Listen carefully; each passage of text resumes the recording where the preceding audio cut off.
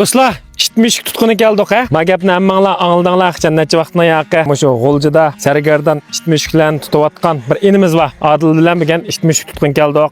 Muhammad, qanday ahvol yaxshimi? Salomatmi? Muhammadni tundingmi? Yaxshidingmi? Xo'sh. Men bizning mushuklarninki. Ha. Oynaydigan yeri ham, oyoqda yotadigan yeri bor. U yerdan chiqib mazaldan, materizdan, mateshga chiqib qolgan. Bu mushuklarning ismi bor. Hammasini ismi bor. Ma'nosi nima? G'o'po. G'o'po. U aras G'o'po kelmal. Mushuklar parancha olayotgansan hozir?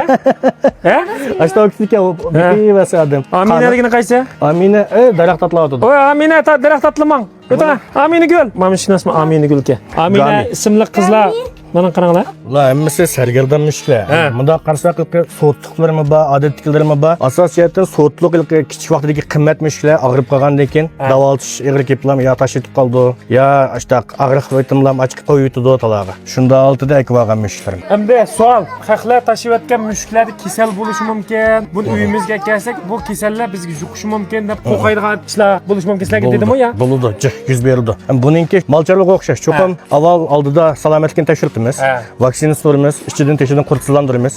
Bo'ldi, normal holat keldi degandan keyin miya kirdi. Biz boqamiz, shu kasallikning oldini olib, yana kasal bo'lsa davolab, sog'lom holatda boshqalarga qilishmaymiz. Xo'sh, meyacho'mda bizning ishtlar yashaydigan yer. Ajirpakaga ishlaymiz. Mala cho'ng ishtlar. Mana dumbisning bo'g'ini havo kuyib ketgan butun odam sababidan. Dakacharka va dumbilari. Shunda sho'xlik hozir bu. Xo'sh, do'stlar, unda olib qo'yib qolsa, biz qo'y kalmanishini qilyapmiz. Uzun yildan yoqqa Muhammad mashina qilayotgan 3 yil bo'ldimi? 3 yildan yoq mesela izchil qilib kelyapti. 3 yildan yoqqa bu ishning davomlashishidimi? Yana shu barliq yaxshi niyatlik do'stlarimizningki qo'llashidan ayirib qaragan olmaydi. Unda olib qo'yib qolsa, hozir bu yerninki hamda shunda 7 shirkat, shu shirkatlarning tashviqotini Muhammad Mishat tashviqot qilib berish orqali ular mablag' jihatdan yordam qildi-ki, shuningga mushukning yemlarini, ishninki yemlarini elib, mushlarga berib Beqib mushularninki beqish ishlarini qilib o'tibdi.